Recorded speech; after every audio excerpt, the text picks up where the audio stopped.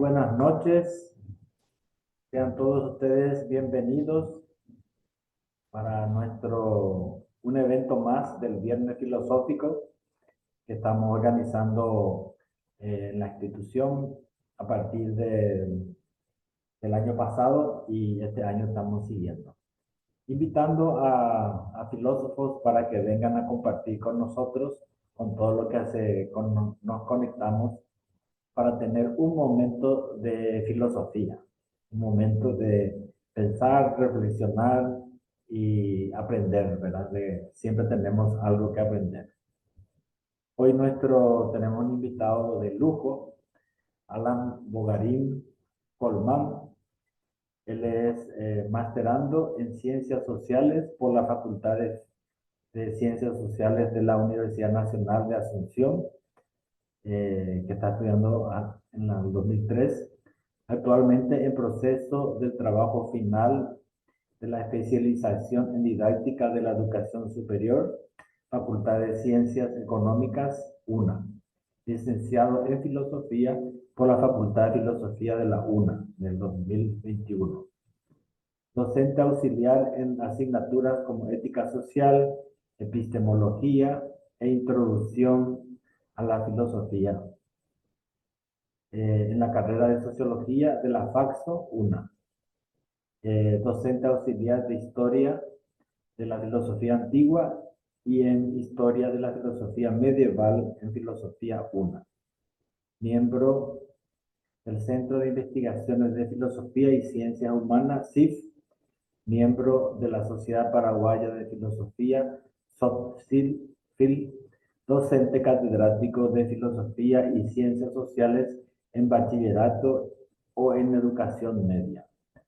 Artículos publicados en el área de la filosofía y ciencias sociales, con la publicación de un libro titulado Estética y Naturaleza de Schopenhauer.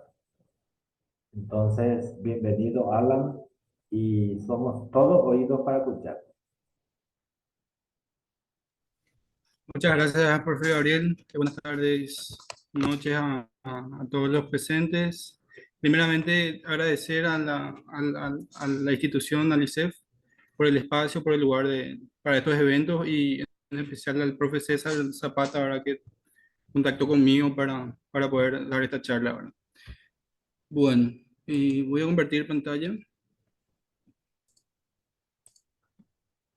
Sí, ahí, perfecto. No sé si ahí ya se logra ver, ¿verdad? Sí. Bueno, como ya a lo mejor los que están presentes vieron, ¿verdad? La publicación, el flyer, esta charla va a girar en torno a este tema, ¿verdad? La experiencia estética en Schopenhauer. Antes que nada, tocar ciertos puntos, es decir, dar como una primera introducción a la filosofía de Schopenhauer es lo primero que vamos a hacer, ¿verdad? Y esta charla se va a dividir en 3 a 4 partes. Una primera parte que va a tocar un poco el aspecto biográfico, más contextual del filósofo, para por ahí si hay alguno que ya que no lo ubica todavía, que no lo conoce. Vamos a ver ahí su pequeña parte de su vida, algunas obras suyas, y vamos a ver las influencias que él recibe para luego realizar la filosofía que propone, ¿verdad? Y una vez que ingresemos a la parte filosófica propiamente, vamos a dividir en 3 secciones esta charla. Una primera parte en donde vamos a tocar su teoría del conocimiento, más que nada, y su epistemología en relación a la ciencia. Luego vamos a ver su metafísica, que tiene que ver con lo más fundamental, diría, ¿verdad? En Schopenhauer, que tiene que ver con el concepto de voluntad. Y por último vamos a entrar a la dimensión o a la experiencia estética, ¿verdad? Hago estos puntos previos solamente a los fines de que se entienda mejor esa diferencia que hay entre la experiencia estética eh, porque vamos a ver luego que la experiencia estética también para Schopenhauer es una forma de conocer la naturaleza, las cosas en general, y para hacer esa diferencia taxativa entre un tipo de conocimiento científico y luego el tipo de conocimiento, vamos a llamarle artístico en primera instancia, ¿verdad? Bueno, iniciamos. Entonces, recalco. Eh, primeramente su biografía, obras, influencias por un lado, y luego entramos a la parte filosófica, teoría del conocimiento, epistemología, en primer lugar, luego la parte metafísica en relación al concepto de voluntad, y por último entramos a lo que es propiamente la experiencia estética, ¿verdad? Esta presentación, aclaro, está un poco basada en la tesis de grado que realicé ya en el año 2021, pero está mucho más centrado a esta charla, a algo más, por decirlo así, algo más abierto al público. Voy a tratar de que sea lo más ameno posible porque de hecho que por más de que Schopenhauer escriba muy claramente en su libro los conceptos, las ideas, de repente las referencias y la influencia que tiene en su filosofía es necesario saber para entender con un mejor, con mayor justicia, diríamos, su pensamiento, ¿verdad? Entonces, este filósofo Schopenhauer, yo creo que más de uno acá sabe que es conocido por su profundo pesimismo, por su misoginia muchas veces, por su misantropía, ¿verdad? Pero sobre eso no vamos a hablar hoy, vamos a tocar, vamos a decir, el lado lindo, el lado bello justamente en relación a la estética de su filosofía, ¿verdad? Entonces él nace en Danzig, que es una ciudad cuando eso de Alemania, en el 78, un año antes de la Revolución Francesa. Esto es importante saber porque él vive en su niñez y un poco en su juventud toda la problemática social y política de la Revolución Francesa, ¿verdad? Y esto también, la relación con su madre es también importante en cuanto que eso hace que produzca un tipo de filosofía, como dije recién, pesimista o inclusive misógina en muchos sentidos. En cierta parte de su filosofía, mucho se critica eso de él, ¿verdad? Pero recalco, no vamos a ver esa parte, ¿verdad?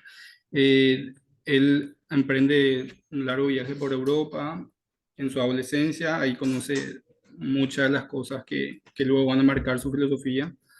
Estudia en la Universidad de Jena y se doctora con su tesis de grado, que es su primer libro, de hecho, La cuádruple raíz del principio de razón suficiente, ¿verdad? Luego ya, un poco ya en su adultez, se traslada en su adultez juvenil, vamos a decir, a Frankfurt a raíz de estas campañas napoleónicas. Recordemos que cuando eso, Napoleón estaba invadiendo muchas partes de Europa, ¿verdad? Entre ellos España, perdón, Alemania, y muero en Frankfurt en 1860. Es conocido en Frankfurt como el Buda de Frankfurt, justamente, valga la redundancia, porque es uno de los primeros filósofos occidentales en traer filosofías o introducir dentro de su pensamiento ideas filosóficas y religiosas orientales, ¿verdad? Entonces se le cataloga un poco como el Buda de Frankfurt. Bueno, entre sus obras principales vemos ahí, esto está ordenado de una manera de jerarquía de obras, ¿verdad? En primer lugar, su obra cumbre más importante es El mundo como voluntad de representación, que de hecho que prácticamente toda la presentación está basada en ese libro. Eh, Luego tenemos la tesis doctoral que ya mencioné, los problemas fundamentales de la ética, que es un conjunto de dos ensayos que él realiza en el contexto de un concurso literario, un concurso filosófico de la época.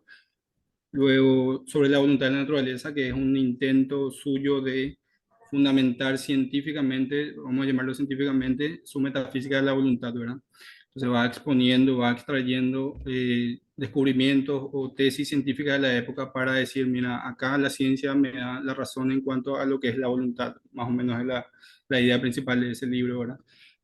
Em, Luego tenemos los parerga y paralipómena, que son en español los agregados y complementos, en donde él mismo dice que es una obra para la gente común, ¿verdad? Para el pueblo, para que conozcan, en general se conozca y se entienda su filosofía. Entonces, de hecho que esa obra es muy importante a nivel de impacto social y filosófico, vamos a decir, a nivel académico para él, ¿verdad?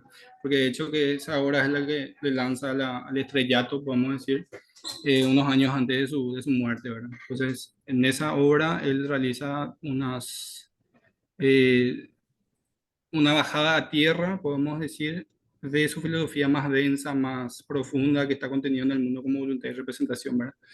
Y sobre la visión de los colores, que es una obra menor, ¿verdad? Que es como una obra cuasi científica en donde discute con algunas tesis de Newton, ¿verdad? Bueno, entonces, acá lo más importante es que su obra cumbre es el mundo como voluntad de representación. Entonces, sobre eso, en la primera parte de la parte filosófica, vamos a ver el mundo en cuanto a representación en relación al conocimiento científico, ¿verdad? Bueno, en una consulta, profe Gabriel, ¿cuánto tiempo tenemos aproximadamente de exposición? Más o menos inicialmente 40 minutos. Bueno, podemos ir hasta 18:40 más o menos, entonces, ¿verdad? 18:45, para Sí, tener en cuenta un poco cuánto me extiendo y cuánto no en ciertos aspectos. Ok, adelante. gracias. Bueno, como habíamos dicho, ya pasamos un poco la parte biográfica, la parte contextual. La parte biográfica tiene, hay muchos autores que dicen que la parte biográfica, la parte experiencial, vivencial de Schopenhauer es muy importante entender para luego entender la profunda. Hay una obra que se llama El pesimismo se hace filosofía y dice que eso es una de las cosas más claves para entender la profunda humanidad de la obra de Schopenhauer, ¿verdad? Porque él vive, por decirlo así, eh, vive, tiene experiencia de muchas tragedias, de muchas cosas que podemos decir que son malas para la persona, ¿verdad? Entonces, eso es importante mencionar antes de entrar a la filosofía propiamente, ¿verdad? Bueno, ahora sí, tocamos entre las influencias de Schopenhauer, vemos principalmente tres influencias más fuertes, que de hecho que tiene, él tiene como una suerte de eclecticismo dentro de su filosofía, pero lo más fuerte es, están acá los autores Platón, sabemos Platón que es uno de los pensadores, filósofos más importantes de la antigüedad, ¿verdad? De él toma, luego vamos a entender cómo y por qué toma la teoría de las ideas, y también se sirve de esa idea del mundo ilusorio de los sentidos, ¿verdad? El tener como algo, como ver despectivamente al mundo sensorial, al mundo de los sentidos, va a tomar eso de Platón, ¿verdad? Entonces, la teoría de las ideas y el mundo de los sentidos, en caso de Platón ilusorio, por llamarlo de una manera, eso toma Schopenhauer, ¿verdad? En el caso de Kant, no es que Kant está de balde ahí en el medio y más alto, ¿verdad? Porque es su influencia principal. En, toma principal, lo más fuerte dentro de esa influencia es la distinción entre el noumeno y el fenómeno kantiano. Eh, Vamos a explicar eso después, qué significa así rápidamente, porque eso también es necesario saber, ¿verdad? No se puede entender a cabalidad Schopenhauer si no entendemos por lo menos parte de la filosofía kantiana. De Platón podemos en alguna manera prescindir, ¿verdad? Pero si no entendemos a Kant, a Platón, a Schopenhauer, va a ser muy difícil de entender, ¿verdad? Entonces toma la distinción entre nómeno y fenómeno de Kant, toma también en la crítica de la razón práctica, toma la idea de voluntad como una parte que hace hincapié en el ámbito del noumeno, ¿verdad? O sea, ahí él va a servir para decir luego que el noumeno es la voluntad. Vamos a ver enseguida eso. Y también tiene influencia también de la crítica de la razón, la crítica del juicio, que es un poco la parte en donde él desarrolla la estética propiamente, ¿verdad? Entonces esas tres influencias fuertes están en Schopenhauer. Y por último, la filosofía oriental, principalmente la Vedanta hindú, donde toma la idea del velo de Maya, es decir, que todo el mundo perceptible es una mera ilusión y que nosotros tenemos que rasgar ese velo para poder conocer lo esencial de las cosas. Está eso y está un poco la idea de unidad fundamental que tiene el Vedanta hindú y la filosofía oriental en general. Entonces, todo eso va configurando su filosofía de una manera.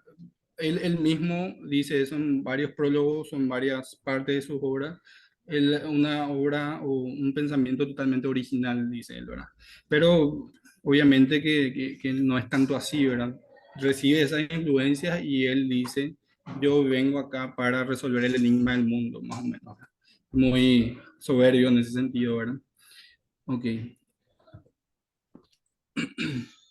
Bueno, ahora ingresamos brevemente, como les había comentado, a el mundo como representación. Eh, y vamos a ver las tesis fundamentales que propone o que tiene Schopenhauer en este aspecto de su filosofía, en esta dimensión fundante, diríamos, de su filosofía. Entonces, el mundo como representación tiene como base fundamental esta idea del idealismo trascendental. ¿Qué quiere decir eso? Que todo el mundo de los objetos, todo lo que está fuera de el sujeto, es solamente objeto de conocimiento en tanto que el sujeto lo conoce. Eso es lo que está diciendo Schopenhauer acá. No podemos decir que existe algo si no hay sujeto. Solamente en la medida que los objetos que están afuera de nosotros pasan por el intelecto, diríamos, podemos hablar de podemos hablar de conocimiento, el conocimiento de las cosas exteriores a nosotros. Entonces acá él dice, en una cita traído acá, todo el mundo de los objetos es y sigue siendo representación y justamente por eso está condicionado por el sujeto, absoluta y eternamente. Es decir, tiene idealidad trascendental. En esto es el absolutamente kantiano. Claro que acá ya tiene un toquecito un poco más idealista, ¿verdad? Kant no era tanto así, ¿verdad? Pero saca esto de Kant y lo lleva un poco al extremo, a decir que el sujeto es el centro del conocimiento y que no puede haber conocimiento del objeto sin ese sujeto que porta unas categorías del conocimiento. Entonces, los elementos constitutivos del conocimiento, es decir, todo conocimiento para Schopenhauer es representación necesariamente. O sea que em, cuando vemos una cosa, cuando sentimos, cuando leemos un libro, hay una suerte de conocimiento, pero siempre en ese conocimiento está el sujeto, ¿verdad? Entonces, para que haya conocimiento, tiene que haber un sujeto. Es algo, una verdad casi evidente, ¿verdad? Pero que él en este aspecto está atacando un poco al realismo o al empirismo en cierto sentido, ¿verdad? Eh, entonces, nos dice él que los elementos constitutivos del conocimiento son necesariamente el objeto y el sujeto. O sea, no hay objeto, no hay sujeto, y si no hay sujeto, no hay objeto. Una relación bidireccional, ¿verdad? Ambos se necesitan, ¿verdad? Para que exista el conocimiento. Y nos va a hablar en este mundo como representación, nos va a hablar de que el sujeto cuando conoce adquiere o tiene bajo su forma de conocer una conciencia empírica. ¿Qué quiere decir esto? Que toda la forma de conocer está determinado por un principio, es el principio de razón, el principio de razón suficiente, ¿verdad? Y este principio está, ¿cómo decirlo? Está caracterizado por tener tres categorías claves: el tiempo, el espacio y la causalidad, ¿verdad? Con Kant, por ejemplo, él dividía las categorías a priori de la sensibilidad en tiempo y espacio, y las categorías a priori del entendimiento dividía en 12, que tomaba a su vez Aristóteles en la antigüedad, ¿verdad? Pero en Schopenhauer va a decir, no, acá, tiempo y espacio sí, y de las categorías del entendimiento solamente necesitamos el de causalidad, y todo el resto elimina. Entonces, este principio de razón es clave para entender el tipo de conocimiento científico, vamos a ver enseguida, porque se basa en estas categorías, ¿verdad? Entonces, la conciencia empírica tiene que ver con un tipo de conocimiento racional, exclusivamente racional. Y cuando no es racional científica, tiene que ver con el conocimiento cotidiano, el que nos sirve para vivir, para hacer las cosas, para relacionarlo con los demás, para decir, hoy me tengo que bañar, hoy me tengo que poner esta ropa, hoy me tengo que cepillar. Entonces, todo ese conocimiento cotidiano también está enfrascado dentro de lo que es la conciencia empírica. Se divide ahí el conocimiento cotidiano y el conocimiento científico dentro de este tipo de conciencia empírica, ¿verdad? Bueno, entonces dijimos, el principio de razón es la forma determinada y determinante del conocimiento, y esta representación que está sometida al principio de razón y que es la mayor parte de nuestra forma de conocer, se desdobla en dos partes, intuitiva y abstracta. Eso no vamos a desarrollar mucho porque no nos sirve mucho a los fines de entender lo que pasa después con la experiencia estética, ¿verdad? Entonces, el principio de razón, y esto sí es muy importante, el principio de razón es solo aplicable al fenómeno. ¿Qué es el fenómeno? Vamos a dar una frase, una idea rápida y simple porque si no, no nos vamos a ir a ningún lado explicando el fenómeno. Entonces, el fenómeno es todo lo que nosotros podamos llegar a conocer a través del principio de razón, es decir, a través de nuestros sentidos y a través de las categorías estas que vemos acá, tiempo, espacio y causalidad.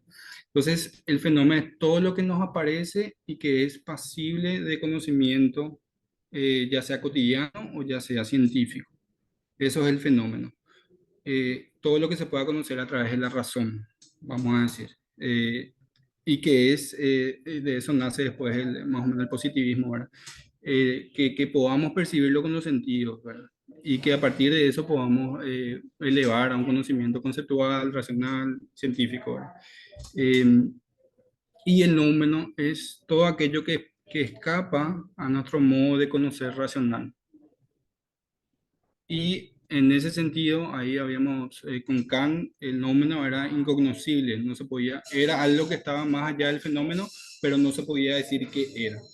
Kant se queda ahí se reserva a decir qué es el número. Solamente dice que hay, siempre hay algo más, además de lo que nos aparece y que no podemos conocer porque la razón no nos permite. Eso dice Kant, ¿verdad? Pero Schopenhauer dice, el número sí es, o sea, el número sí lo podemos conocer, va a decir Schopenhauer, ¿verdad? Entonces, es simplemente esto. Fenómeno es todo lo que podemos conocer a través de la razón, lo que nos aparece y son cosas perceptibles por el sentido y por la razón y por los conceptos. Y el nómeno es todo lo que está más allá del fenómeno o lo que está más acá del fenómeno, su esencia, lo que le hace ser, vamos a decir. Pero que nosotros no podemos llegar a ese conocimiento, ¿verdad? Bueno. Acá vemos, seguimos dentro del mundo como representación en relación al conocimiento en general y ahora vamos a ir en específico al conocimiento científico, ¿verdad? Entonces, Schopenhauer va a decir que la ciencia es simplemente, a pesar de que él admite que la ciencia y la razón es un privilegio, uno de los privilegios más altos del ser humano, va a decir que la ciencia solamente se diferencia del conocimiento cotidiano por su sistematicidad. Es decir, eh, cuando tenemos conocimiento cotidiano, no llegamos a elevar lo que percibimos, lo que opinamos a un concepto. Y la ciencia es el, por decirlo así, el producto que consigue realizar el ser humano a través de la razón y el concepto. Entonces, la ciencia es el conjunto de conocimientos sistemáticos eh, fundamentados en el principio de razón, es decir, tiempo, espacio y causalidad. Eh, entonces, y acá es cuando empieza a tener un poco más de sentido, cuando va a empezar a tener sentido lo de la experiencia estética. En el conocimiento científico nos dice Schopenhauer que está limitado por su forma de conocimiento, el principio de razón. Entonces, para Schopenhauer, por más elevado, por más general, por más universal que pretenda ser el conocimiento científico, nunca puede escaparse del fenómeno. Porque el fenómeno, o sea, porque el conocimiento científico se basa en el principio de razón. Y el principio de razón solamente conoce el fenómeno, es decir, lo que nos aparece. Bueno, entonces por eso nos dice un poquito más adelante que el dominio de las ciencias naturales en general y de todas las otras ciencias llegaría hasta las fuerzas primarias, las fuerzas naturales originarias de la naturaleza, pero más allá de eso no nos puede explicar. Por ejemplo, la ciencia de Newton llegó hasta el concepto de gravedad. Y todos acá entendemos qué es la gravedad. O mejor dicho, no entendemos qué es la gravedad, sino entendemos cómo funciona y por qué es así. Pero no sabemos qué es la gravedad, según Schopenhauer. Vamos a poner ese ejemplo ahora. Sabemos que la gravedad indica una fuerza, ¿verdad? Que tiene que ver con la masa y demás, pero más allá de qué exactamente es la gravedad, no podemos determinar a través del conocimiento científico. Vamos a decir un poco, o la solidez, o todas las otras cualidades primarias de la naturaleza, no podemos determinar qué es. Eso fundamenta otra vez todo el conocimiento científico, pero más allá de eso, no podemos irnos, dice Schopenhauer. Entonces, esta cadena de causas y efectos, acordémonos que el principio de razón funciona a través del principio de causalidad, y la ciencia se basa en ese principio. De toda la cadena de causas y efectos llega solamente hasta estas fuerzas naturales originarias, ¿verdad? Dijimos recién la gravedad, por ejemplo. Más allá de eso no puede ir la ciencia. Eh, Acá hay algo interesante también de mencionar, que no está en esta presentación, pero él dice que el ser humano tiene por naturaleza un impulso hacia lo metafísico, ¿verdad? Hacia algo que está más allá de esto que justamente nos proporciona la ciencia. Y como la ciencia es conocimiento meramente del fenómeno y nunca del nómeno, no puede ser un conocimiento metafísico, obviamente, ¿verdad? Lo que Kant ya decía antes, ¿verdad? Pero aún así el ser humano mantiene ese impulso hacia lo metafísico, ¿verdad? A explicar las cosas no desde lo que ve, no es lo que la razón le dice, sino ir más allá de eso, ¿verdad? Entonces eso es más o menos lo que está buscando acá Schopenhauer. Y va a decir que la ciencia, bien, todo bien para guiarnos, para nuestra vida cotidiana, para instrumentalizar o crear herramientas y demás, pero es limitada en cuanto a su conocimiento esencial de las cosas, va a decir, ¿verdad? Bueno, y acá, eso por el lado del mundo como representación. Acá tenemos la voluntad, ¿verdad? El mundo como voluntad. Acordémonos que él divide al mundo en representación y en voluntad. Eh, pero nos dice también que tanto la voluntad y representación son la misma cosa, pero vista de maneras diferentes, va a decir él, ¿verdad? Y todo lo que no es representación, nos dice Schopenhauer, es voluntad. Pero acá hay que hacer una aclaración muy taxativa e importante. No es la voluntad esta de decir, hoy quiero salir a correr, ¿verdad? No es esa voluntad psicológica que estamos acostumbrados a escuchar, ¿verdad? No es esa, tener una fuerza de voluntad para hacer algo. Ese no es el concepto de voluntad de Schopenhauer. Vamos a ver enseguida qué es. Eh, pero nos va a decir que la voluntad es el nómeno del que hablaba Kant. Y este nómeno, eh, por principio, escapa a las leyes del fenómeno. Es decir, no es posible conocerlos a través de la razón. No podemos conocer a la voluntad o lo que es en sí la voluntad, ni siquiera casi sus manifestaciones a través del principio de razón, ¿verdad? Entonces, para conocer el nómeno, es decir, la voluntad, dice Schopenhauer, el sujeto debe volcar su atención a la experiencia interna. ¿Y qué es lo que pasa cuando volcamos la atención a nuestra experiencia interna? Nos conocemos como sujetos volentes, nos conocemos como sujetos que desean, que están impulsados a hacer algo o no hacer algo. Entonces ahí, voy a decir Schopenhauer, ahí hay una clave para entender qué es el nómeno y qué es y posteriormente decir que el nómeno es la voluntad, ¿verdad? Y va a identificar en primera instancia la voluntad con el cuerpo y sus actos, ¿verdad? Es decir, la voluntad es en su manifestación, en su despliegue fenoménico, tiene que ver con los actos del cuerpo. Entonces, por ahí va a ir Schopenhauer a decir. Y va a decir acá, él va a decir que la voluntad del ser humano, la voluntad como concepto filosófico, no en el sentido psicológico, eh, va a decir que a partir de eso podemos determinar por analogía todo el en sí, todo lo que es realmente el mundo. Acá es interesante también mencionar que sigue recibiendo, ¿verdad?, muchas críticas Schopenhauer porque dicen que hay una suerte de antropomorfismo, ¿verdad?, en su idea de voluntad, ¿verdad?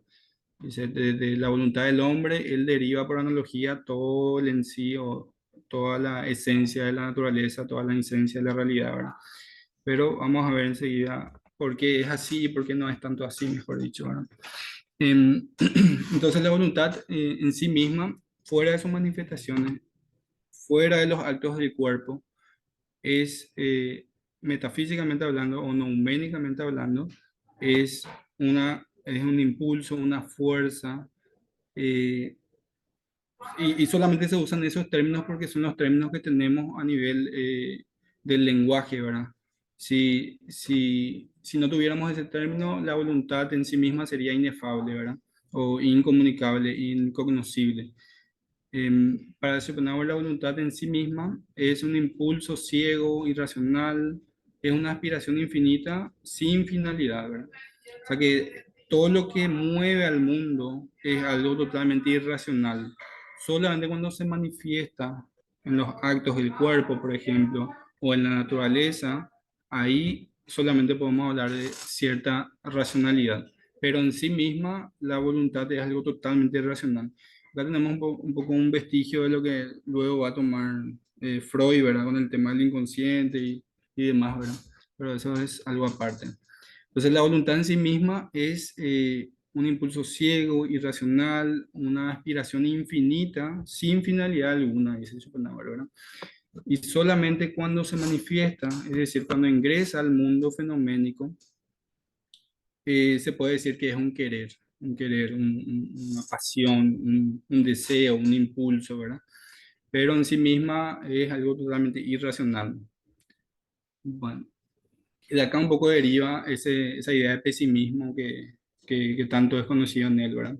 Eh, como nuestro en sí, como nuestra voluntad en sí misma es una aspiración infinita que no tiene forma de llenarse nunca, eh, nunca el ser humano llega a la felicidad plena, por decirlo de alguna manera, porque según él, lo que nosotros conocemos como felicidad es solamente el conjunto de satisfacciones vanas, aparentes, momentáneas que tenemos a lo largo de nuestra vida, ¿verdad?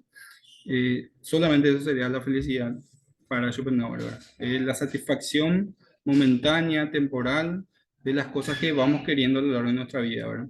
Entonces, el olor para él es algo constitutivo de nuestra existencia, ¿verdad? ¿Por qué? Porque el ser humano está en constante tensión entre lo que su voluntad, es decir, la voluntad en sí misma, lo reclama y lo que el ser humano en tanto fenómeno puede hacer, ¿verdad?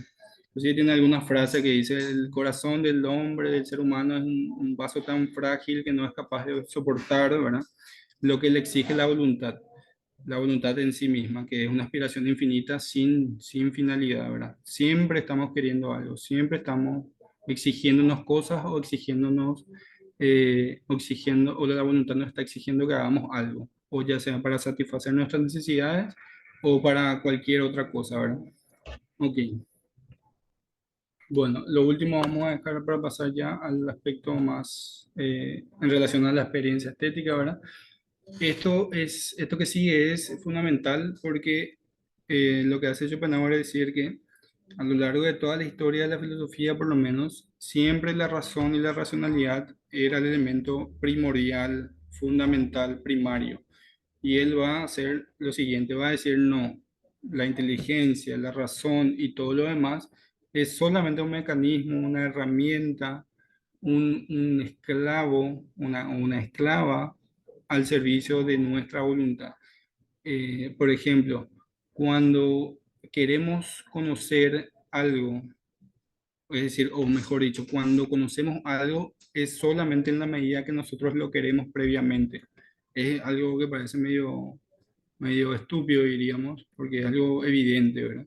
Pero es lo que va a decir es que la razón está al servicio total de nuestra voluntad, que la voluntad es lo primario y que la inteligencia o la razón es lo secundario.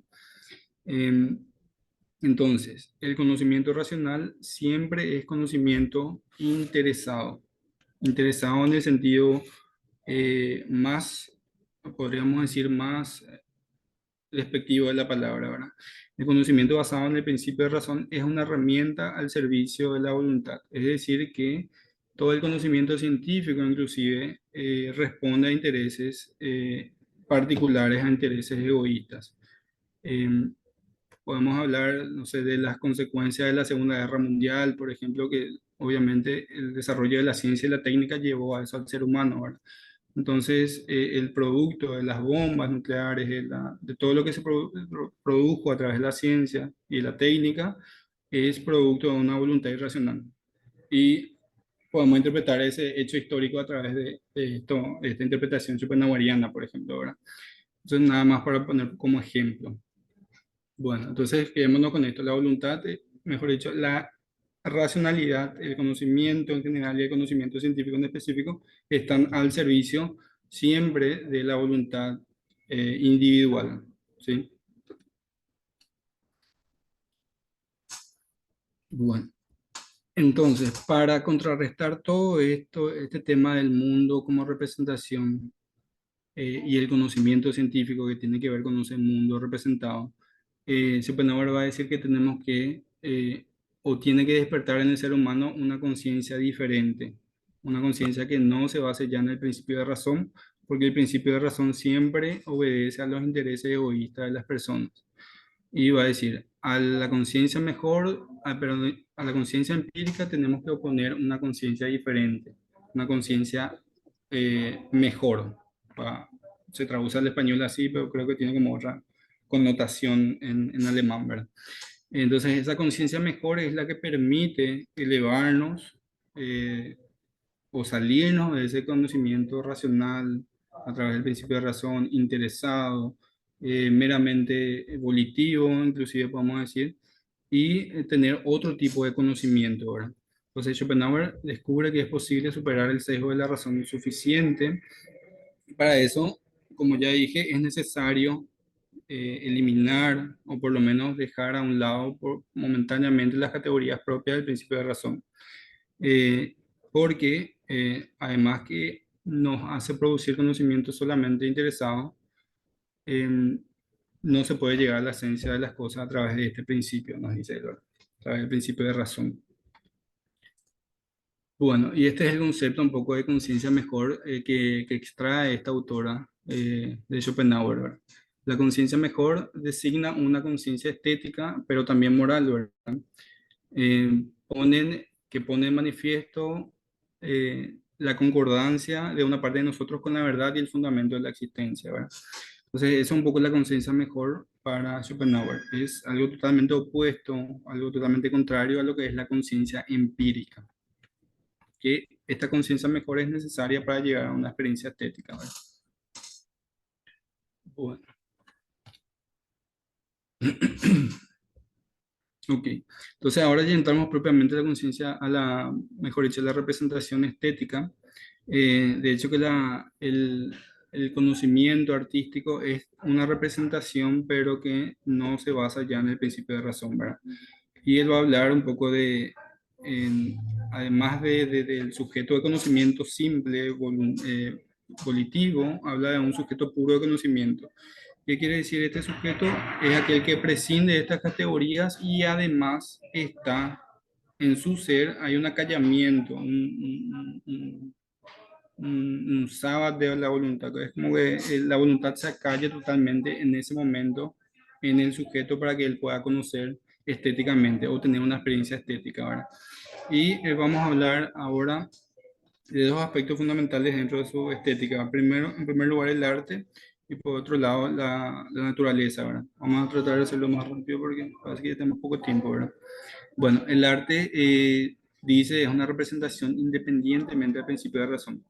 Y el arte supremo es la música. Hay un poco la imagen, ¿verdad? Es el ojo, una frase icónica de Schopenhauer, ¿verdad? Dice que con el arte el ser humano se vuelve el ojo transparente, el espejo del mundo, ¿verdad? Porque conoce las cosas ya independientemente de ese principio que está basado o está guiado por la voluntad, ¿verdad? Entonces, el arte es lo que es el conocimiento que nos representa más fiel las cosas, más esencialmente las cosas. Y lo que va a decir Schopenhauer es que el arte no conoce conceptos, al igual que la ciencia, sino conoce las ideas.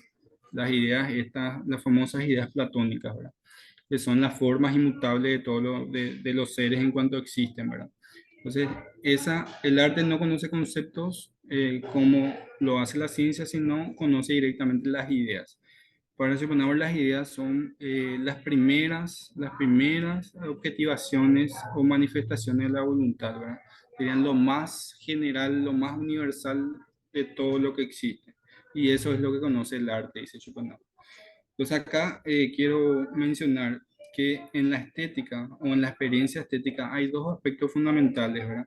Por un lado está que la experiencia estética es una forma de conocimiento, es decir, tiene un sentido nociológico o cognoscitivo y tiene un sentido que creo que por ahí un poco quiero mandar la charla al final. Tiene un sentido más existencial, ¿verdad? Por un lado, el arte consigue conocer lo esencial de las cosas, conocer las ideas que están por detrás de todo y también nos sirve para tener unos momentos por lo menos de sosiego, de tranquilidad en nuestras vidas, ¿verdad? Entonces, nos dice Schopenhauer de alguna u otra manera que con esta experiencia estética arribamos al mundo verdadero de la eternidad, es decir, al mundo de las ideas y de lo que es realmente la voluntad a partir del mundo ilusorio del tiempo. Entonces, para Schopenhauer, inclusive, hasta la ciencia sería casi casi como un conocimiento ilusorio, ¿verdad? Porque está basado en el principio de razón y este principio de razón tiene una categoría clave que es el tiempo, ¿verdad? Para Schopenhauer el tiempo es una ilusión, ¿verdad? Toma mucho de eso también de la filosofía eh, oriental del Vedanta hindú, ¿verdad? Bueno, bueno, acá tenemos ya propiamente la experiencia estética cuando el ser humano se logra liberar de las cadenas de la voluntad, cuando logra conocer no ya con una conciencia empírica, sino con una conciencia mejor, una conciencia que designa un sujeto puro de conocimiento, entonces el ser humano puede tener una experiencia estética. Eh, y habla un poco del aspecto subjetivo y el objetivo de la experiencia estética que tiene que ver, el aspecto subjetivo tiene que ver con ese acallamiento de la voluntad, con con que logramos estar en un estado de sosiego, de tranquilidad, mientras que el aspecto objetivo tiene que ver con que con esa experiencia estética nosotros conocemos lo más objetivo de la naturaleza, o lo más objetivo de la realidad, que son las ideas. Entonces, por ahí va un poco a eso, objetivo y subjetivo. No tanto, porque se habla mucho de que el arte o la experiencia estética es muy subjetivo, eh, en el sentido de que designamos cosas muy de forma particular. A mí me parece lindo esto, a vos feo, a alguien le parece bello. No es en ese sentido que habla Schopenhauer del aspecto subjetivo, sino en los caracteres propios que experimenta, vale la redundancia, el ser humano en la experiencia estética. Entonces, el conocimiento estético, el conocimiento artístico, es un conocimiento que se basa en una intuición sentimental, en un sentimiento y no en lo conceptual, no en lo argumentativo, sino que es un conocimiento directo que nosotros tenemos de las cosas a través de un sentimiento o una intuición sentimental, ¿verdad? Quiero hablar un poco eh, de dos conceptos claves dentro de la estética en general, luego de todos los filósofos, pensadores, filósofos del arte hablan de estos dos conceptos, y voy a decir qué es lo bello y qué es lo sublime, ¿verdad? Para Schopenhauer lo bello tiene que ver con una adecuación de la cosa o del objeto a su idea. Es decir, que cuando algo nos parece bello, quiere decir que eso bello, esa cosa bella, está representando fielmente a su idea, y la idea en el sentido platónico, ¿verdad? Simplemente, en realidad no es tan simple, pero vamos a dejarlo hasta ahí, ¿verdad? Entonces, lo bello es aquello o cualquier objeto que se nos presenta y nos representa, vale la redundancia, directamente la idea, ¿verdad? Em, y lo sublime también representan las ideas, pero en lo sublime el ser humano experimenta como una sensación de incomodidad, de latente peligro en su ser, ¿verdad? Vamos a ver un poco acá. Tenemos dos imágenes que nos representan un poco lo bello y lo sublime, ¿verdad? Lo bello está clarísimo que es la imagen de la izquierda, que es una foto, una fotografía, puede ser una pintura también, que nos representa una playa tranquila, el atardecer, en donde el ser humano puede estar tranquilo observando, contemplando ese atardecer, sin necesidad de protegerse, vamos a decir, no tiene ningún sentimiento de incomodidad. Sin embargo, en lo sublime para Schopenhauer, el ser humano se siente algo totalmente nimio, algo totalmente insignificante ante lo que hay a su alrededor. Y por ejemplo, acá tenemos esta famosa pintura de David Friedrich, que representa paradigmáticamente esta idea de sublimidad en la naturaleza, ¿verdad? Está un caminante, ¿verdad? En una montaña y está observando toda la inmensidad de la naturaleza y todo lo grande y fuerte que es la naturaleza en comparación a él. Entonces, ese momento se considera como una experiencia sublime, una experiencia estética sublime, porque el ser humano se hace nada frente a la naturaleza. Se hace, y además, esta persona que está parada mirando las montañas y demás, corre peligro físicamente hablando, ¿verdad? Podemos poner acá en la imagen también un bote o un barco grande dentro de una tormenta en mar abierto, ¿verdad? Que eso es puede llegar a ser una experiencia estética sublime, pero siempre y cuando el ser humano se mantenga a salvo, ¿verdad? Entonces, esa es un poco la diferencia entre lo bello y lo sublime según Schopenhauer. Y en general, ¿verdad? Los pensadores de la época coinciden con esta diferencia, que también toma de Cambra. Bueno, y acá leemos rápidamente lo que es lo bello para Schopenhauer, ¿verdad? Dice que en lo bello captamos siempre las formas esenciales y originales, que esas formas esenciales y originales simplemente son las ideas en el sentido platónico, ¿verdad? Y el sujeto se mantiene involuntario. Es decir, que cuando llegamos a tener esta experiencia estética de lo bello, existe una inteligencia pura sin propósitos ni fines. Podemos volver a poner acá la imagen, ¿verdad? Simplemente acá si estamos sentados, caminando por esta playa y estamos pensando en poner acá, voy a dar un ejemplo burdo y rápido, en esta esquinita un puesto de comida porque voy a ganar plata. Acá, mira, acá hay mucha gente, hay mucho turismo y demás. Ahí eso ya deja de ser totalmente experiencia estética. Es solamente cuando contemplamos esa cosa que está fuera de nosotros, sin intereses, sin propósitos ni fines, existe la experiencia estética, nos va a decir Schopenhauer, ¿verdad? Y obviamente que cuando existen propósitos y fines, ya está ejerciendo a nosotros su poder, nuestra voluntad, ¿verdad? Bueno, entonces, en todo conocimiento o experiencia estética hay, por un lado, un conocimiento de tipo objetivo, en el sentido schopenhaueriano, de tipo objetivo porque se conocen las ideas, lo más esencial, las formas elementales y eternas de todas las cosas. Y por otro lado, existe un goce total, vamos a decir, porque el sujeto, según esta visión de Schopenhauer, el sujeto se mantiene en un estado de no querer, ¿verdad? O sea, que acalla su voluntad. Pues constantemente en nuestra experiencia diaria, en el trabajo, en la facultad, en la familia, estamos queriendo o estamos pensando en qué hacer, en qué no hacer. Y en tanto que eso pasa, vivimos en constante dolor o sufrimiento porque siempre estamos queriendo algo. Sin embargo, en la experiencia estética hay un acallamiento, hay por decirlo de alguna manera, hay un sábado de la voluntad, un día sabático de la voluntad, ¿verdad? Entonces, hay conocimiento y hay goce, pero no goce en el sentido del querer, de satisfacer una necesidad física, sino hay goce porque conocemos lo más esencial de la naturaleza.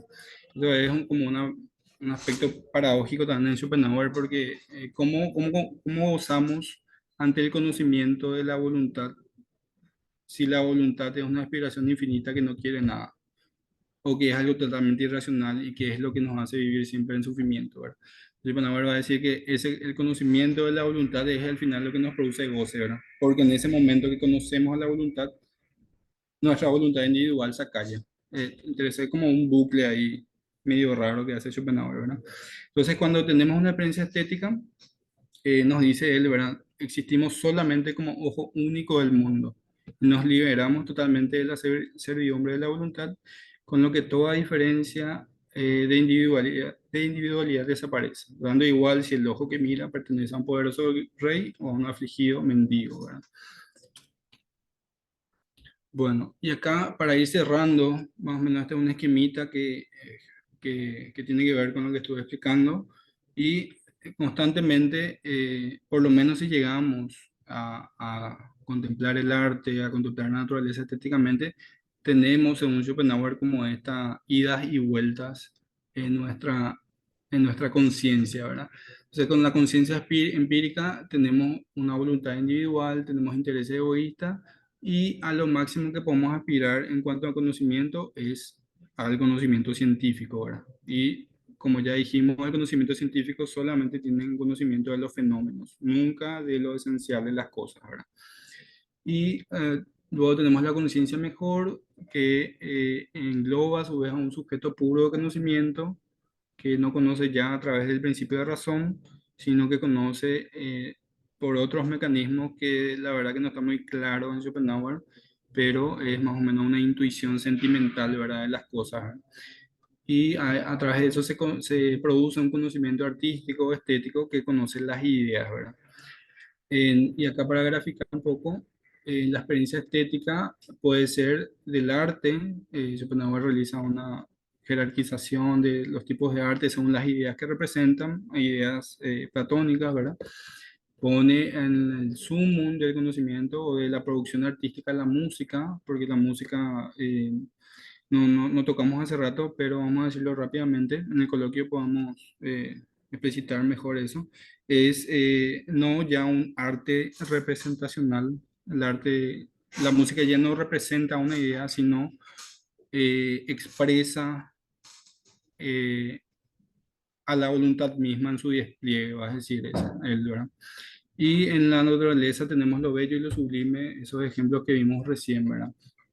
Y por último, fíjense que la experiencia estética es siempre un aspecto momentáneo, temporal de nuestro ser, ¿verdad?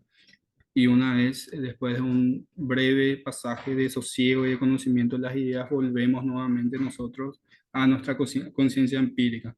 Porque si nos mantenemos meramente en el sujeto puro de conocimiento, en esa desindividualización del sujeto, obviamente que no vamos a poder vivir ni sobrevivir, ¿verdad? Estamos constantemente contemplando las cosas y no nos preocupamos por comer, por trabajar, por producir.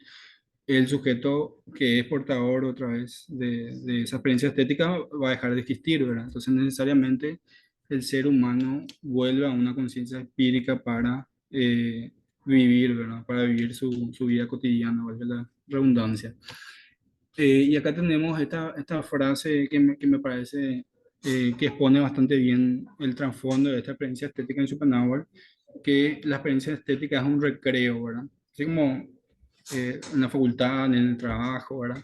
O en la escuela, en el colegio mismo, tenemos nuestro espacio ahí de distensión, de tranquilidad, de, de que nuestro ser ya no está invadido por todas las responsabilidades, por todas las necesidades, por todos los vaivenes en la vida cotidiana. Así también Schopenhauer diríamos desde acá, vea la experiencia estética. Es un recreo ante el sufrimiento constante de nuestra existencia, va a decir. Entonces, la experiencia estética es una experiencia temporal del como si, o sea, como si nosotros siempre pudiésemos vivir así, como si siempre podríamos estar tranquilos, como si siempre podríamos conocer las ideas de las cosas, ¿verdad? Entonces, esa es la experiencia estética en líneas generales de Schopenhauer. Obviamente esto no agota para nada todo lo que podemos llegar a decir más, pero creo que ya me pasa un poco del tiempo. Así que hasta acá llego. Si hay alguna consulta o comentarios posteriores, lo dejamos para el coloquio. Muchas gracias. Muchas gracias, Alan. Te felicito por tu presentación, por el PowerPoint hermoso que nos mostraste y que es muy didáctico también. Aparte de ser, nos infunde también una experiencia estética de mirar una cosa bella, bien preparada, ¿verdad? Por eso ya te felicito. Y bueno, abrimos con esto el espacio para el tiempo para las preguntas. Los que quieran preguntar, comentar, entonces el coloquio está abierto.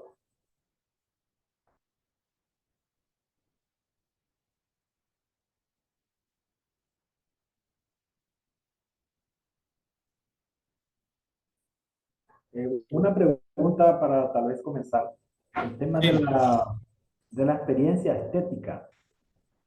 que hablaba como un recreo, como que es o sea, definida como el uso del sentimiento eh, en nuestra vida, en una experiencia de placer, es una experiencia, se puede decir que es una experiencia humanizadora, o cuál es el concepto que tiene Schopenhauer de la relación entre la experiencia estética y la humanización.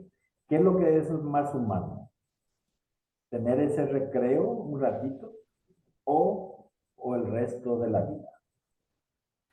Sí, me dejaste medio no hay una pregunta, pero sí, como vimos, antes que nada, agradecer a la gente que estuvo presente ahí, espero que hayan entendido algo, especialmente la primera parte, ¿verdad?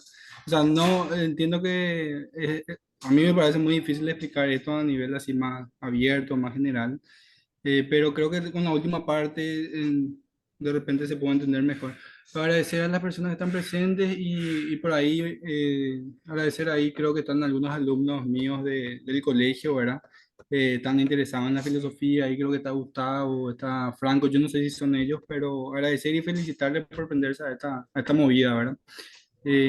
Eso. Y bueno, respondiendo a tu pregunta, profe, mira, de hecho que hay El mundo como voluntad y representación, ese libro, esa obra cumbre de él, se divide, como dije, en una primera parte, en una teoría del conocimiento, luego pasa a una metafísica, luego pasa a la estética y por último, el último libro, porque hay cuatro libros dentro de esa obra, es la ética.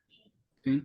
Y para Schopenhauer, la experiencia estética, o sea, el aspecto estético, tiene que ver con un primer acercamiento a justamente poder vivir mejor, ¿verdad? Eh, no solamente nosotros mismos, sino que eso puede llegar a generar, por lo menos temporalmente, cierta compasión con los demás seres, ¿verdad? Porque mediante la experiencia estética uno, según él, ¿verdad? Se da cuenta de toda la irracionalidad, se da cuenta de todo el sufrimiento que tenemos a diario, que tiene la gente en general, y despierta en él, en esto es muy cristiano, eso es lo que le critica después Nietzsche, ¿verdad?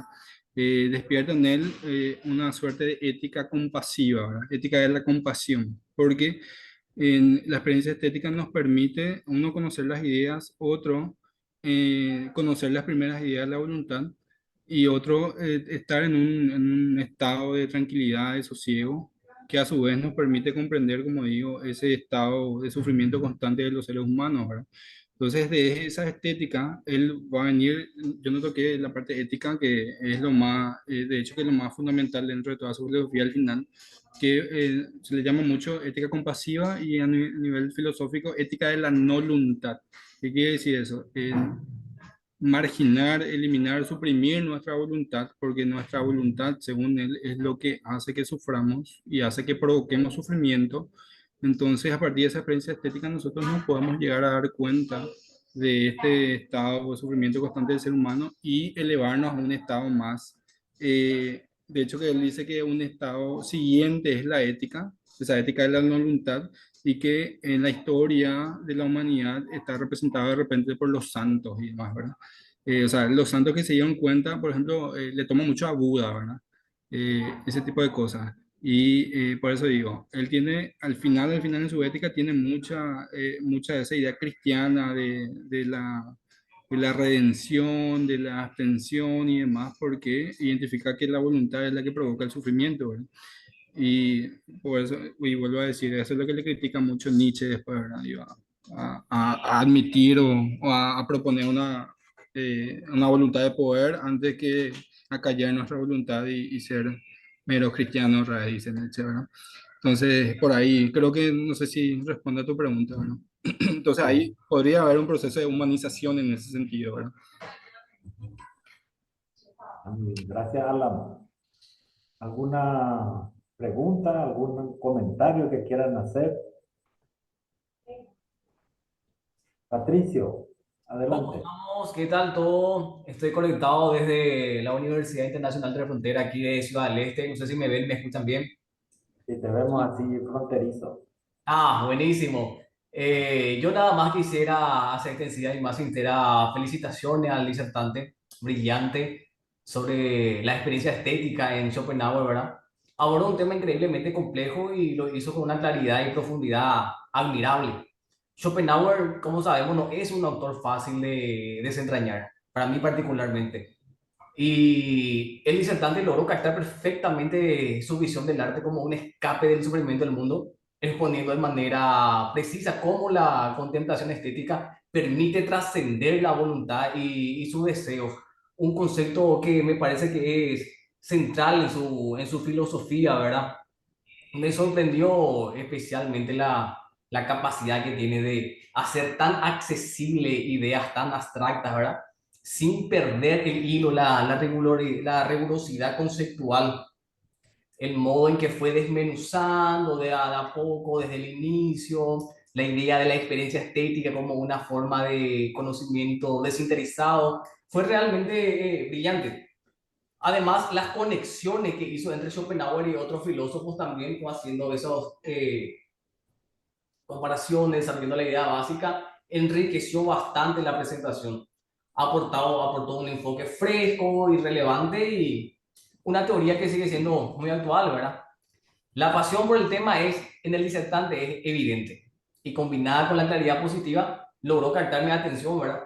No sé lo demás particularmente, pero yo estuve concentradísimo participando. Me hizo reflexionar profundamente sobre la relación entre el arte y la belleza, la liberación del sufrimiento, la elección exacta de esas imágenes que fue proyectando al final. Sin duda, logró que un tema tan elevado como lo es la estética resultara no solamente comprensible, sino que también fascinante. Nada más eso, reitero mis felicitaciones.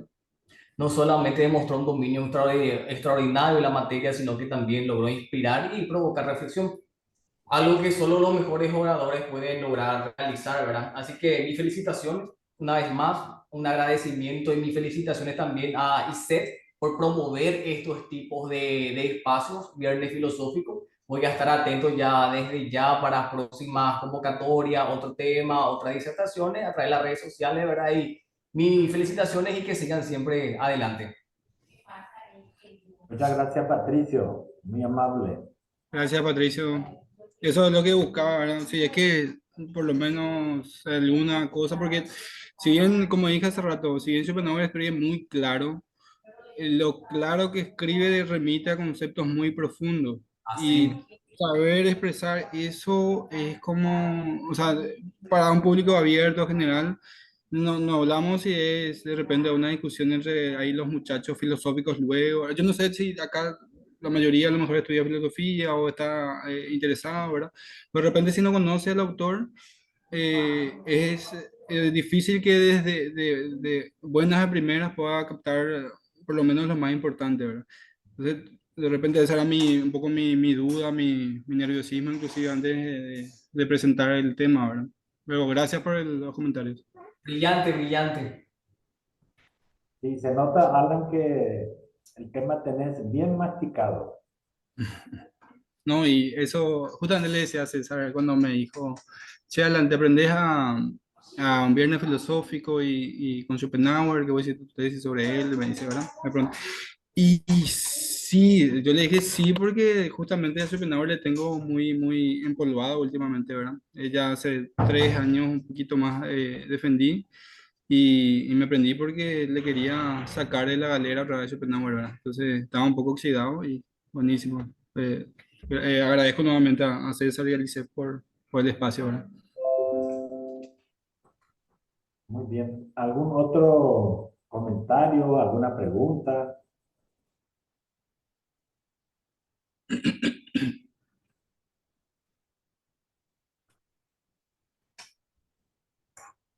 A mí me quedó un poco en el limbo ese concepto de eternidad. Si en eternidad se tiene nada más que ausencia de tiempo, pues un estado de las ideas platónicas, como Em, sí. acá la eternidad para Schopenhauer es justamente la voluntad. O sea, lo eterno de todas las cosas es la voluntad. Entonces, el arte lo que consigue es acercarnos a esa eternidad esencial. Pero eso es lo profundamente pesimista en Schopenhauer, porque lo que conocemos es esa voluntad irracional, ¿verdad? Esa voluntad que en realidad lo que hace es que nos provoca sufrimiento. Pero paradójicamente, conocer a la voluntad, eh, y ni siquiera, ¿verdad? La experiencia estética lo que hace es acercarnos lo más posible a lo que es la voluntad, o sea, a esa idea a lo eterno. Porque vamos a suponer, eh, hablemos de historia, ¿verdad? Tenemos en la Tierra, no sé cuántos años, 25.000 años, ponele, ¿verdad? Un ejemplo. Y lo único que se mantiene a lo largo de toda esa historia, voy a decir Schopenhauer, es la lucha constante, en ese sentido muy jovesiano, ¿verdad? No tocamos eso, pero es la lucha eterna de los seres, ¿verdad? Por permanecer en su ser. Pero los particulares, es decir, los seres individuales, vos, yo, todos los que estamos acá, las cosas inclusive, desaparecen. Pero lo único que permanece siempre, por más de que permanecer sea una categoría temporal, es la voluntad. Entonces, lo eterno es totalmente lo contrario a la categoría temporal, es como su opuesto, ¿verdad? Y como el tiempo tiene que ver con la forma que nosotros conocemos a través de la razón, por eso siempre tenemos un conocimiento ilusorio de las cosas. No, va a decir Schopenhauer. Ahí es mucha filosofía oriental ahí en el fondo, ahí, ¿verdad? Entonces, la eternidad es lo contrario al tiempo. Y a la eternidad o el conocimiento de lo eterno solamente podemos llegar a tener aproximadamente cuando nos acercamos a las cosas a través de la experiencia estética. Eh, y la experiencia estética, a su vez, no es que llega a conocer la voluntad en sí misma, sino sus primeras manifestaciones, que son esas ideas que Schopenhauer agarra del concepto platónico y lo introduce en su filosofía, ¿verdad? Eh, y claro, ahí la música, no hablamos mucho de la música, que es un tema apasionante para mí, ¿verdad? Y creo que para muchos. Cómo concibe la música de Schopenhauer, ¿verdad? Porque va a hacer toda una caracterización increíble así de jerarquizar la naturaleza respecto al tono, al semitono, a lo soprano, y va a decir, lo soprano tiene que ver con el reino, no recuerdo muy bien ahora porque no me leí antes de entrar acá, pero lo que recuerdo que había leído en su momento de tesis, decía, esta tonalidad o este aspecto de la música representa al reino mineral. Este aspecto de la música representa el reino vegetal. Esto representa el reino animal y esto representa al reino humano, ¿verdad? Y va a decir que la música expresa directamente, es decir, que la música podemos decir que es lo eterno directamente en la experiencia estética, ¿verdad? Sí, sí, vamos a hacer un forzamiento total de lo que es la experiencia estética, con la música que accedemos al conocimiento de la voluntad en su despliegue fenoménico, ¿verdad? Esa idea es muy interesante, porque eso nosotros experimentamos, ¿verdad? En la experiencia estética, uno parece que está fuera del tiempo. O sea, tiene una experiencia de lo bello, de lo trascendental, de que uno le anula su subjetividad, podemos decirlo, y entonces se pone de manifiesto el mismo arte que se te impone, ¿no? Es una experiencia muy especial cuando uno parece que se abandona y sale del tiempo y experimenta un poco de eternidad ahí.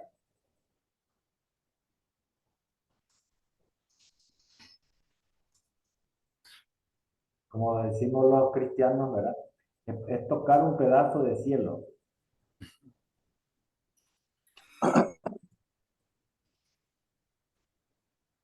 Bien. Adelante, César Zapata. Una pregunta. Perdón, ahí está el país que creo que quiere hablar. Le cedo la palabra Ah, al padre Brian. Brian. Bueno, Después sigo Brian, yo. adelante. Está en tu Buenas casa. noches, Buenas sí, noches. buenas noches y felicitaciones al compañero ponente, ¿no? Que ha hecho un lindo trabajo realmente. Así que muchas felicitaciones. Yo quería sacar tipo una polémica, ¿no? Un pleito con Schopenhauer. Esta valoración que ha hecho sobre la música como el arte supremo, ¿no? Mirando un poco, estoy un poco afónico, no sé si me entienden, me Sí, escuchan bien. perfectamente. Te Ok, escuchamos alto y claro. bueno, mirando un poco con el paso de tiempo, vemos nosotros que la música viene evolucionando muchísimo, ¿no? Hoy hay nuevos géneros de música y mucha gente, amantes de la música clásica, vamos a decir, dicen que hoy en día tenemos muy poca música y mucho ruido, ¿no?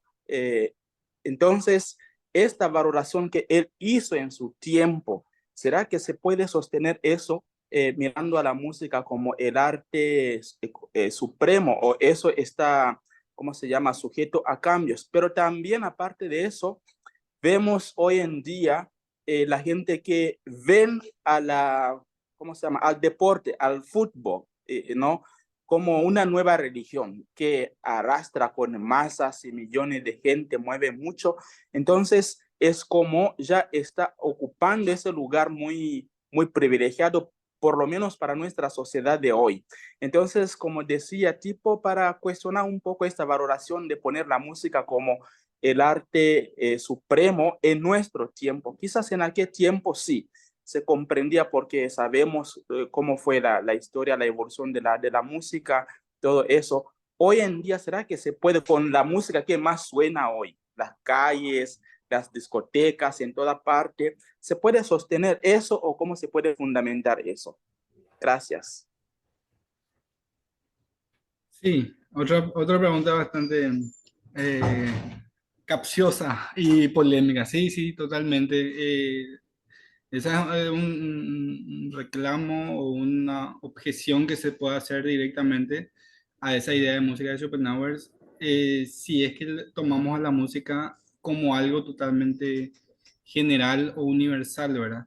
Es decir, él mismo en su época decía, hay artes que se hacen llamar artes, pero no lo son.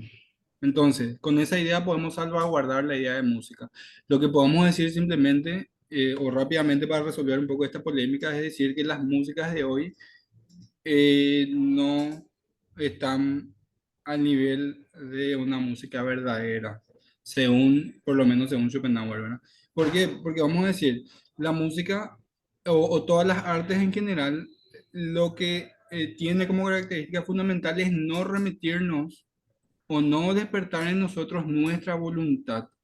¿Qué pasa con la música actual, por ejemplo? ¿Verdad? La música actual, y hablo ya como si fuera que... entonces las músicas, no sé, el reggaetón, el trap, lo que sea, ese tipo de música, entre comillas, en realidad directamente está hincando nuestra voluntad cuando habla, por ejemplo, de, no sé, de contactos físicos, sexuales y demás cosas, no está refiriendo a una música elevada en el sentido schopenhaueriano. Si podemos salvaguardar así, ¿verdad? Y si decimos qué tipo de música podría responder a la idea de música de Schopenhauer, muy pocas podríamos actualmente, ¿verdad? Claro que él escribe, imagínate, principios, mediados del siglo XIX, con el auge de toda la música clásica, y de hecho que ahí estaba un poco Richard Wagner, ¿verdad? Que es su fiel discípulo, ¿verdad? Filosóficamente hablando, porque toda su música está basada un poco en la filosofía de Schopenhauer, ¿verdad? La Niño de Nibelungo y demás. Son músicas que se producen a partir de esa filosofía de Schopenhauer. Entonces despiertan en el ser humano sentimientos y pasiones, pero que no, al fin y al cabo, no hace que es un poco, no un poco, bastante difícil de explicar, porque esa música clásica afecta o se comunica directamente con nuestra voluntad metafísica, pero no con nuestra voluntad fenoménica, que es la que quiere constantemente cosas, vamos a decir. Entonces podemos decir que la música actual en realidad no es la verdadera música en el sentido schopenhaueriano, y habría que rebuscarnos bastante para encontrar la música de la que habla Schopenhauer. No es toda la música, es ese arte, o sea, la música en tanto arte, pero en un sentido restringido, porque de hecho que él hace eso otra vez con todas las artes, ¿verdad? Esta pintura, si por ejemplo está pintando una comida que se ve suculenta y en el ser humano despierta el afán de comer, entonces esa pintura deja de ser verdadera pintura o verdadero arte, porque está despertando en nosotros nuestros intereses físicos y egoístas, vamos a decir. Entonces, todas las artes tienen ese principio para Schopenhauer, obviamente, para Schopenhauer, toda arte no tiene que despertar en nosotros nuestra voluntad individual. Si despierta nuestra voluntad individual, es entonces que ese arte no es verdadero arte. Pasa con la música, con la pintura, con la poesía, con todo, ¿verdad? Por ahí si te puedo responder con eso, creo que esa es la respuesta que te daría el libro y Schopenhauer, ¿verdad?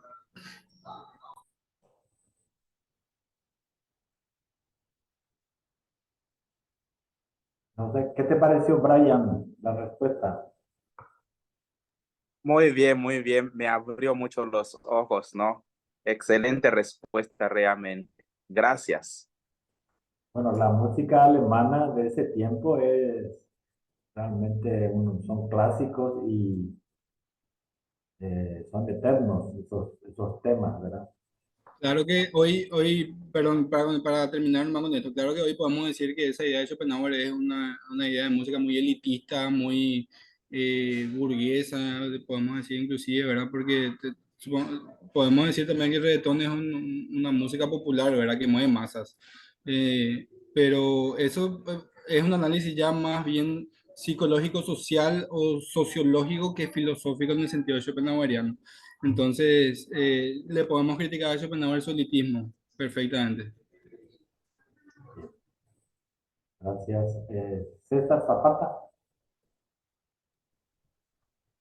Bueno, primero que todo, ¿verdad? Me sumo a las felicitaciones para Alan. Excelente, muy ordenada la charla, eh, muy bien especificado, ¿verdad? Los puntos y bueno, como tú dices, mostrar un pensador así tan complejo en algunas pocas, eh, en algunas pocas láminas no es fácil, pero creo, ¿verdad? Que se entendió bastante. Varias cosas y a ver si aterrizo en la música para esto, ¿verdad? Yo tenía un profesor en el magíster que ya era viejito ya, ¿verdad? Y él nos decía que mientras más viejo se ponía, acababa viendo más bien los puntos en común entre los filósofos y no ya las diferencias como antes. Y en realidad, si te pones a pensar, ¿verdad? O sea, si tienes una mirada más bien histórica, podríamos rastrear el pensamiento de Schopenhauer desde Parménides mismo. O sea, Parménides cuando distingue el ente del ser, está de alguna forma haciendo una distinción que es muy parecida, ¿verdad? A esta distinción entre los entes o las cosas que suceden en el mundo y la voluntad, entendiendo la voluntad como una intuición sumamente primaria y como algo, ¿verdad?, que se configura en los entes, eh, pero sigue siendo, ¿verdad?, algo primario, algo que está en el fondo, algo que sustenta todo lo demás. Evidentemente que claro que Schopenhauer llega a o sea, tiene toda la historia encima. Platón también está, digamos, influido por este mismo pensamiento, por el pensamiento de Parménides, pero para él la idea también tiene estas características de fundamento frente a lo múltiple. Yo creo que ahí está la idea. O sea, lo uno y lo múltiple. La vieja búsqueda de los griegos de lo uno y de lo múltiple. Y hay que recordar acá que Schopenhauer sale un poco, ¿verdad?, en batalla contra Hegel. Y Hegel, voy a poner acá porque mi hija está, vamos a sacar ahí, ya, bien. Eh,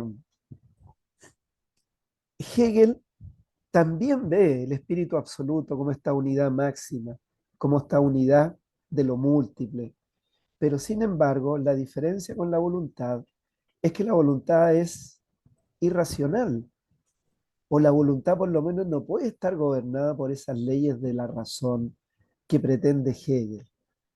Entonces, por lo tanto, la voluntad queda como algo primario, como una fuerza totalmente, sí, es que no se me viene otra palabra, primigenia, casi como el apeiron de Anaximandro, un apeiron que está a la base de todo lo demás. Eh, pues bien, ahora, se entiende las diferencias, o sea, se entiende que en la filosofía tienen que haber estos ribetes, porque cada quien va agregando algo, pero en todos estos filósofos, sobre todo en los filósofos alemanes de este tiempo, ¿verdad? Eh, se nota todavía este estilo de filosofar en donde se busca esta cuestión primordial, en donde se busca este fondo que está acá y que se figura de diferentes maneras lo múltiple y que da lugar a lo múltiple. Ahora bien, con respecto al arte, ¿verdad? Eh, creo, y escuchándote, me da la impresión de que puedo entender un poco más la figura de lo dionisíaco en Nietzsche. Porque para Nietzsche, ¿verdad? Lo dionisíaco es todo lo que nosotros sabemos, pero también lo dionisíaco justamente es donde la individualidad pierde terreno, pierde totalmente terreno y se funde en algo que es universal, que es primordial. Entonces, lo individual, tal como en el pensamiento de Anaximandro, y de ahí también, ¿verdad?, que Nietzsche haya estado influido por esos pensadores mañaneros, tal como en ese pensamiento, en la música, sobre todo en la música, la individualidad queda en suspenso. Es por eso que el borracho, ¿verdad?, está en un bar y cuando está lúcido de pronto está muy tímido, pero en la medida, ¿verdad?, que va tomando, qué sé yo, que se va divirtiendo, que va ingiriendo un poco de alcohol, se va embriagando, se comunica con todo el entorno y parece casi adivinar, ¿verdad?, las conversaciones y tiene una personalidad que es mucho más extrovertida. Es porque se siente vinculado, se siente totalmente vinculado. Y en este sentido, ¿verdad? Yo creo que la experiencia estética en Schopenhauer va por ahí, por la vinculación, porque además también hay que recordar, como tú bien lo dijiste, la influencia que tiene del budismo, del Oriente. Y en el Oriente, ¿verdad? Para usar un concepto de Nishida Kitaro, el filósofo japonés, ¿verdad? El concepto del bacho, perdón, estoy súper resfriado, que justamente significa eso, significa, ¿verdad?, que la individualidad se disuelve completamente para llegar a un todo, pero que como está disuelta, ella misma queda en un estado de nada. Entonces se produce, ¿verdad?, esta tonalidad del todo y nada. Y por supuesto, yo creo que ¿quién no ha quedado así escuchando una música preciosa? O sea, tu individualidad, o ahí como tú lo expresabas, ¿verdad? Huye tu voluntad, pero ahora tu voluntad vista como querer, o sea, tu voluntad vista en cuanto a individualidad, huye esa voluntad, huye ese deseo, y de pronto quedas en medio del océano, quedas en medio del océano, sin ser exactamente tú, sino que más bien estando, ¿verdad?, en sintonía con todo. Y de ahí me gustaría, ¿verdad?, también, para terminar, eh, opinar respecto a lo que te preguntaba el padre Brian. Claro, esto sucede no con todas las músicas, porque por ejemplo para el reggaetón, que es la más desprestigiada en este momento y con razón, ¿verdad? Primero, no hay una comunicación increíble de instrumentos musicales, porque fíjate que en una sinfonía, por ejemplo, yo creo que el más escuchado por Schopenhauer en ese momento tiene que haber sido Beethoven todavía, ¿m? Dentro de la época. Y además también porque eso influyó decisivamente, ¿verdad? A Friedrich Nietzsche, eh, más que verdad que Wagner. Entonces, cuando hay una sinfonía o cuando hay una pequeña orquesta, tú notas que, perdón, que ningún instrumento es individual. Incluso si el instrumento hace un solo, ese solo, ¿verdad?, es para depositarse en lo colectivo. Entonces, si bien cada instrumento y los músicos, ¿verdad?, que escuchan con atención, pueden notar cada instrumento como va hablando, el habla de cada instrumento solo está en relación a lo dionisiaco, al fondo común, a diluirse el mismo en esta comunidad que expresa, ¿verdad?, una cuestión primordial, en donde los límites se deslizan, los límites huyen un rato. Y evidentemente en melodías, ¿verdad? Como el reggaetón, que ni siquiera son melodías, más bien son ritmos. Y son ritmos que tampoco son complejos, como los ritmos que tal vez conoce el padre Brian, ¿verdad? De África, que son otra cosa, ¿verdad? Entonces, claro, ahí no se produce lo dionisiaco, no se, por lo menos no luce, ¿verdad? Por la pobreza misma de la constitución musical. Bueno, y podría seguir, ¿verdad? Por un tema muy interesante, pero quiero terminar agradeciéndote nuevamente.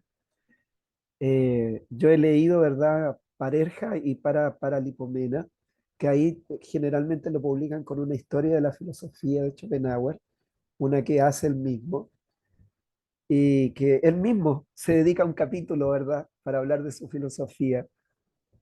Y, y bueno, es un pensador que me cautiva mucho. Y parte, por supuesto, del mundo como representación y voluntad. ¿M? Partes que he tenido que estudiar y por ahí, ¿verdad? Agarrar de vez en cuando. Así que eso. Así que muchísimas gracias, Ana.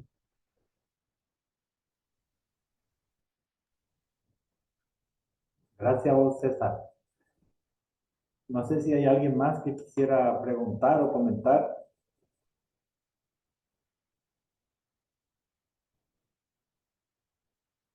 ¿Alguno de tus alumnos que están presentes? A ver si se animan. En los santos ahí levantó la mano País. En los santos de Jesús, adelante. Me Desde lanzo a la Brasil. hoguera. Me lanzo a la hoguera. Me interesó tanto la última parte. A ver, la verdad que yo tengo muy poco conocimiento de este filósofo, Schopenhauer, pero me interesó tanto el tema de la voluntad, que es lo que habló mucho el profesor. Y, o sea, que yo vengo del mundo ignaciano, de la espiritualidad ignaciana. La comprensión voluntad en San Ignacio es algo afectuoso, algo que nace del corazón, dice, eh, y algo que nace del corazón, del alma, ¿verdad? Y para hacer. Y me hizo pensar nada más mucho esta imagen de la representación y la voluntad, que son dos cosas que lo que comprendí en eso. Y, y hoy en día es como repensar nuestra vida, nuestra existencia, nuestro ser aquí en la tierra. Podríamos traer en la memoria que hoy en día estamos, el tema de la ecología, el tema de reivindicar también a las mujeres, y hay muchos otros puntos que hoy en día se dan, ¿verdad? Entonces, ¿cómo repensar esta que representa, ¿verdad? Como una necesidad de pensar, como la voluntad, decía, eh, que es algo que surge del ser humano y que necesita algo como llenar. Y me gustó mucho eso, que la voluntad no es aquello que está, no es aquello que está como algo fenoménico, dice, ¿verdad? Sino que algo de dentro es mucho más que eso. Y yo podría, o sea, me surge nada más que, que esa voluntad también podría ser algo que realmente uno carece, pero necesita. Es como, no sé, quiero comer y necesito comer, necesito alimentarme. Pero es mucho más que eso, porque el ser humano, o sea que está dotado para eso. Eh, el buscar más profundamente aquello que lo que ha sido creado, o sea, podría, entre comillas, ¿verdad? Espiritualmente hablando. ¿Por qué ha sido creado? Entonces, algo tiene que haber sido. Entonces, esa es la voluntad que uno va buscando más. Y en ese sentido, nada más, bueno, pues decía el profesor al inicio, y todo lo que decía siempre en la clase en filosofía, que se le reconoce como el gran filósofo pesimista. Pues yo diría que este filósofo podría ser pesimista, pero bastante informado en lo que es su existencia.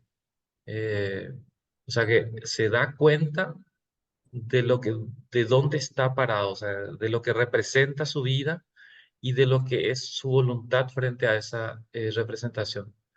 Me gustó eso. No llegué a comprender básicamente eso. Eso. Bueno, eso no me quiso compartir. Bien, muchas gracias, Elo. Bien, entonces, si no hay más preguntas, comentarios, nos vamos. Reiterar la felicitación a Alan por el excelente trabajo que nos presentó. Nos hizo también tener una experiencia estética de su trabajo y le animamos para que siga escribiendo, produciendo y que pueda presentarse otra vez en otros eventos del Viernes Filosófico, ya con otros temas, ¿verdad?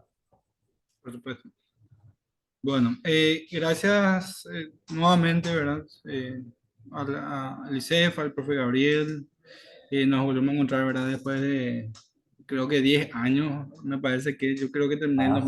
2015 la carrera. Y bueno, con César creo que cada tanto estamos en contacto, pero gracias a César por el contacto, por el espacio. Y nada, yo estoy prendido para cualquier otra actividad que tenga que ver con filosofía, ciencias sociales, ¿verdad? Y bueno, ¿verdad? Ahí, para cerrar un poco, claro que vuelvo a recalcar, esto en 40, 45 minutos, no sé si vuelve un poco más la ponencia. Es difícil, ¿verdad?, de exprimir o sacar los pormenores de un pensador tan completo, tan sistemático como Schopenhauer. Y eso también, ¿verdad? Es, creo yo, imposible entender con mejor ojo, mejor pensamiento, su experiencia estética, si no previamente entendemos lo que es su teoría del conocimiento y su metafísica principalmente, ¿verdad? Y él dice en el prólogo al mundo como voluntad y representación, mi filosofía es al mismo tiempo una teoría del conocimiento, una metafísica, una estética y una ética. O sea que al mismo tiempo, cuando estás desarrollando su estética, remita a temas nosológicos y a temas metafísicos y éticos. Cuando está en su ética, remita a temas nosológicos, metafísicos y estéticos. Está todo muy orgánicamente interconectado. Entonces, en ese sentido, es difícil explicar Schopenhauer una cosa sin otra. No es tanto un sistema, sino una filosofía orgánica que él mismo afirma tener, ¿verdad? Para mí también es así, ¿verdad? Yo lo veo así. Bueno, muchas gracias por la invitación nuevamente y lo dejamos hasta acá, ¿verdad? Bien, que pasen buenas noches. Hasta Buenas luego. noches a todos, muchas gracias por la participación.